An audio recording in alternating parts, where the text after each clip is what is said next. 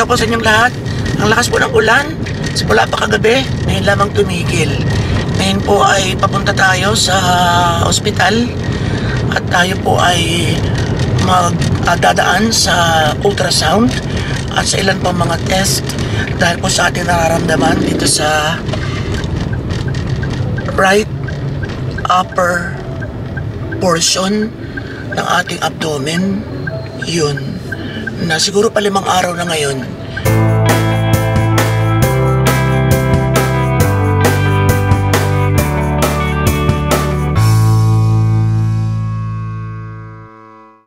Ako naman ay natatakot at ayokong lumala. Gusto ko rin agad malaman kung ano ba talaga. Mabuti nang naaagapan. Kaya samahan niyo ako at kasama na doon siyempre yung dasal na sana hindi naman ito grabe o sana ay kung ano lang na hindi talaga malala. Nagkaroon lang ng ipit, something, mas mga ganun-ganun lang. Huwag po kayo magkakakalas, dyan lang kayo.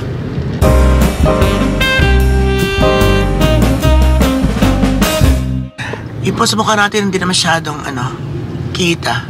Para mga bakas-bakas na lang. Yan. Baka sa isang araw na ulit, babalik-balik kasi siya.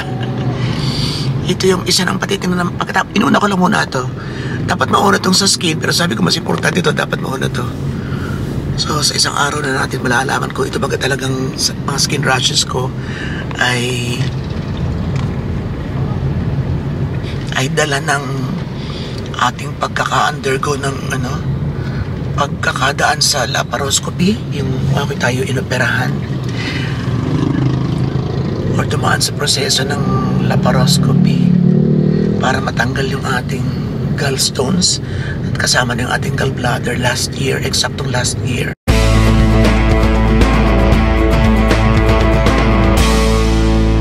And ano ba,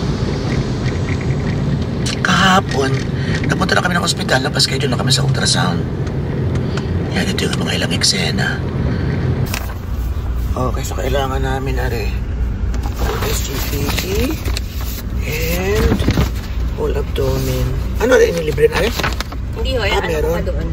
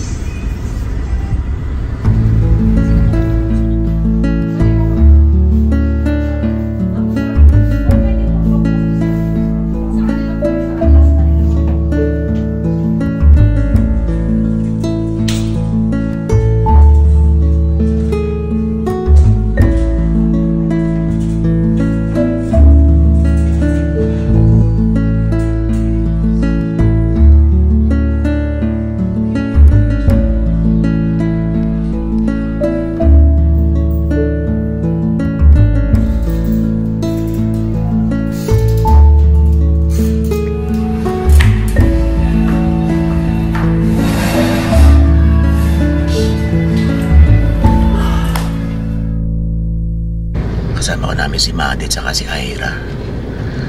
Tapos ay yun, dumaan tayo sa City Hall para makales.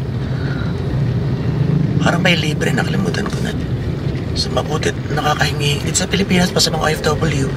Buti dito sa Pilipinas nakakahingi na ngayon ng mga tulong sa mga agency. Paglabas mo pa lang ng ospital, may naka-attach na sa final bill mo ng mga agencies na pwede mong hingan. Kagaya ng mga malasakit, ng opisina ng mayor, ng governor, ng congressman, mga ganun. So malaking tulong.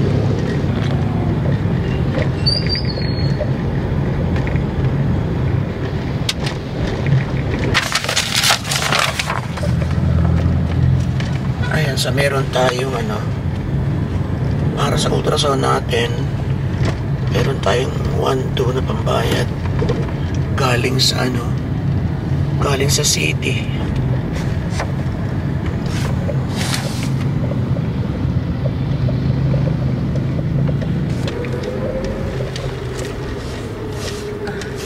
Pinapalaki si Mugor.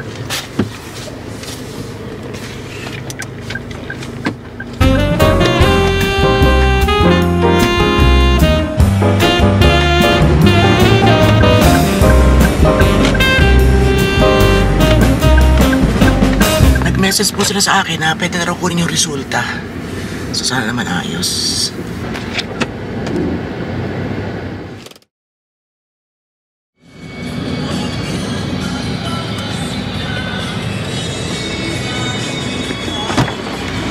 Ito na po ang resulta ng SGP, ng blood test sa ultrasound. So doon na lang natin pag-usapan sa ibang lugar. Tara. Hello, so ito na ang resulta ng ating ultrasound. Eto. Subuksan natin. Yun palang pinakuha ko, limitado lang. Para lang sa SGPT at SGOT. Ano po bang SGPT? SGOT? Eto po.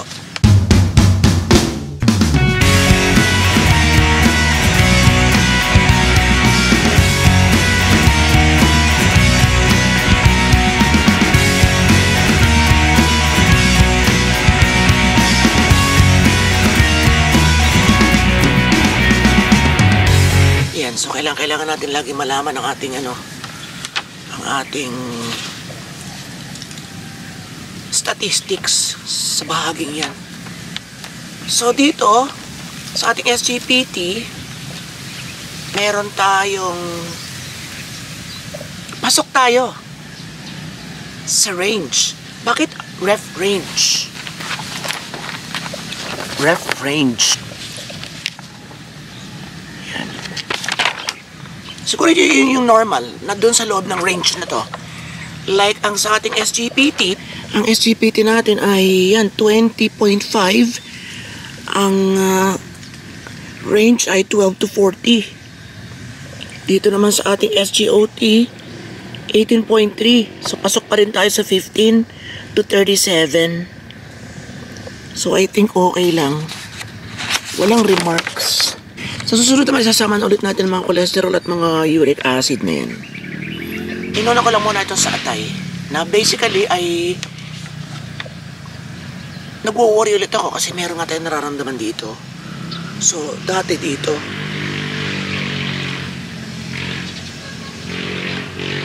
Ito nararamdaman ko na ako tayo magkasakit sa atay. Pero ito, sa bandang dito, baka ako may bagong sa liver or something, may bukol or mga ganun. Hindi naman ako talagang, baka sabihin naman ay iba na masyado ako ma-stress kasi nagwo-worry ako. Ako lang yung tao na, mas gusto ko yung nagwo-worry ako sa aking sakit para naaagapan kesa sa, hindi wala yan, okay lang yan. Pero, you would like to show to the world na hindi ka affected. Pero, deep inside, pag mag-isa ka lang, kakabaka because wala kang pa-hospital, wala kang gamot, wala kang concern, wala kang I mean, yung iba naman may concern, hindi ka makapagpagamot, walang pera. Pero kung meron din lamang, papagpawalang bahala mo kasi ayaw mo ma-stress, ay hindi mo lang alam na i-stress ka within. So tayo naman, hindi ako talaga stress, yun sa totoo lang. Sasabihin ng iba, bakit yun?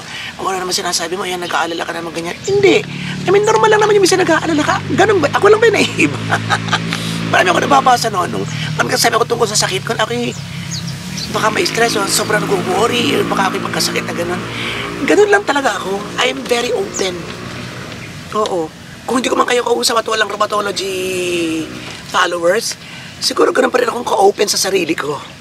Yun. Kahit ako lang mag-isa kausap ko. Ako yung taong nagsasalita mag-isa. Ayun, masakit naman ako. Ganun ka rin baga. Basta ako, wala akong kebs. Huwag niyo akong isipin na ako mo nagsasabi. Hindi talaga ako stressin. Yun. Oo, ewan ko. Positive ako lagi. Very optimistic. Na ngayon, yung problema ko, iniisip ko siya. Then maaaring banggitin ko siya. Ano kaya dito? Ano kaya ito nararamdaman ko ito? Na-stress na ako, hindi. Ano lang talaga ako yung nasanay kasi ako na gusto ko laging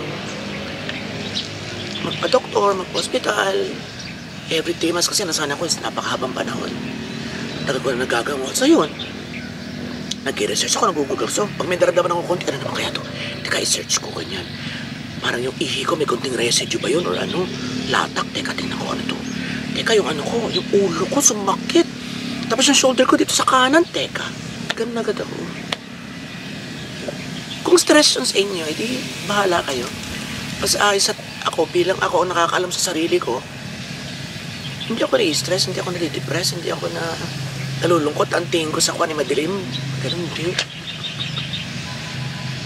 Umiiyak ako, iyak. Hindi naman ibig sabihin na it always translates to being sad inside. Hindi naman.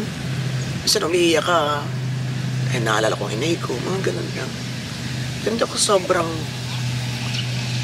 affected na magde-deteriorate lahat at hihina lahat ng aking mga kalamnan at kasukasuan at ang aking isip. Hindi. Ewan ko. Pero yun ang aking pakilasa at nararamdaman sa sarili ko. Ngayon, puntahan natin ito. Ultrasound report. Ayoko na masyado ipakita itong mga ito kasi siguro may dalawa yata o isa lang baga na vlog ko na dinilit ng Facebook dahil lang may napakita akong papeles. Napapeles ko rin naman, parang passport ko yata at saka hindi pa nakita yung number at saka parang ID na akin naman, ako naman nagkita, hindi naman sa iba pero ganun pa rin. So okay lang kung yun talaga kaya hinay-hinay tayo dito, siguro may ito pwede. Ayan, napakita ko na ito before yung last natin last December. Ayan, okay, pakibasa. Anong nilalaman ng litratong ito? Okay, buksan na natin.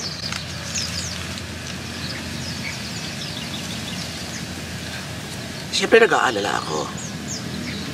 Bahagi yun ng kahit sino na nagpa-doktor. Tapos unti-unti niyang bubuksan na resulta. Natural lang, hindi ba? Okay, basahin natin. Ay, maganda agad ang opening. The liver is normal. Baka naman nakala nyo, nagchatcharing ako. Yan ang umpisa. Ayan. Okay?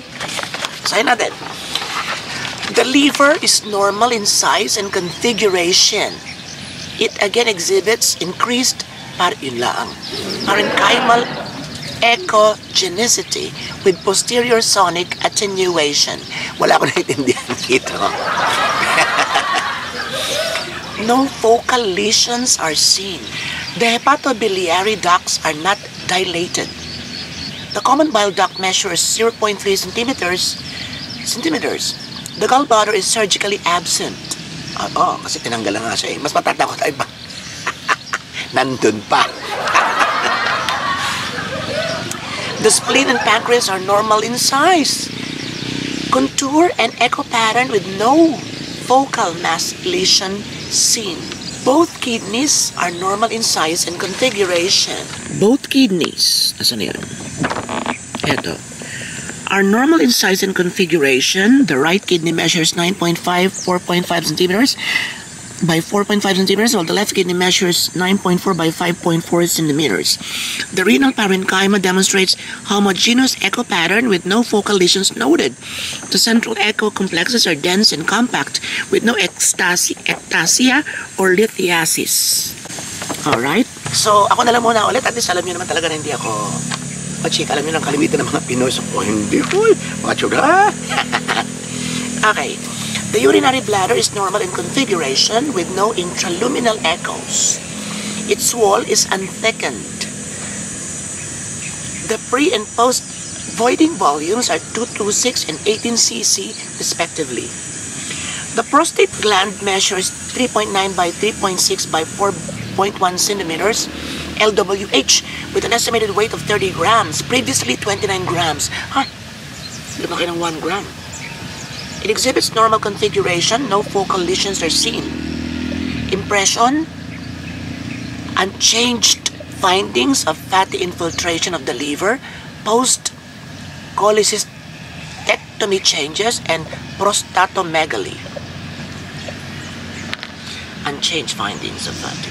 Ibig sabihin, yun pa rin yun noon. Pagkatapos kong operahan, yun pa rin. Normal sonogram of the biliary tree, pancreas, spleen, kidneys, and urinary bladder. So yun, medyo ano ko dun sa unchanged findings of fatty infiltration. And although binasa natin to, syempre, ano lang, huwag tayong assuming. Kukunin natin syempre ang ng doktor. But sabi, the doctor daw is okay na after elections pa. Hindi ko lang kung nasan, baka may, may importanteng, siya, may importanteng ganap na hindi lang, siguro hindi naman concerning politics, kundi siguro nagkataon na mayroong mga medical mission or medical studies or whatever or seminar. Janice. So yun, I think sa pangkalahatan, mukhang okay naman. Maraming salamat po, Lord Jesus Christ, sa patuloy na paggamot at pagpapagaling sa akin. Sana po patuloy po ang pagaling at gamutin sa araw-araw. Yun. So sana okay talaga.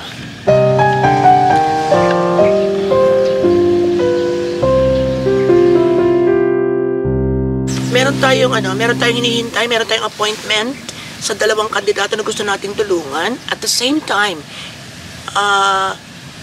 pwede tayong kumuha sa kanila ng matibay na information sa isang masaya at interesting na pamamaraan. Dalawang attorneys po ang tumatakbong kandidato bilang konsehal dito sa aming lungsod. And pwede natin sila makapanayam para sa ilang mga legal issues or legal questions or questions about legalities na gusto nating malaman ang sagot. At ang uunahin natin, abangan ninyo, Marites. Ano ba mga pwedeng ikaso sa mga Marites? Sa mga sobrang nagpapakalat ng maling chismis or mga nag-screenshot na yan. Ang dami kayo mga screenshot ng bardagulan lately. Natin natin yan. Anong pwedeng ikaso dyan? Anong etc. Abangan niyo yan. Ngayon po, ay pagkatapos namin doon, ay pupunta ako sa aking studio para mag-vlog naman tungkol sa pageants, tungkol sa pagkakapanalo ni Atisa Manalo. For those who are interested in pageants, for those who are pageant fans in general, follow me there para makapanood kayo ng ilang mga vlogs ko tungkol parang na yung battery, konti na lang. So yun, nasa na tayo. Yun, yung pageant vlogs. So yung mga gusto, sumama sa akin sa kabilang channel sa Robato para makapanood kayo ng aking mga kuda tungkol sa pageants at saka mga reaction videos. Correct. Nalalabas doon. Magkakaroon din tayo ng mga reaction videos sa Facebook, sa Robatology. Sa mga hindi pa nakaka-follow, follow naman dyan. Robatology Facebook at sa aking TikTok, Robatolicious. So lalabas na rin nyo kapag Robatology ang sinulat ninyo. Ganon. This is Fan Robato sa Gariguto ko sa mas at mabuhay lahat ng Pinoy sa masulok ng world. Robatology pa more and more and more. Thank you!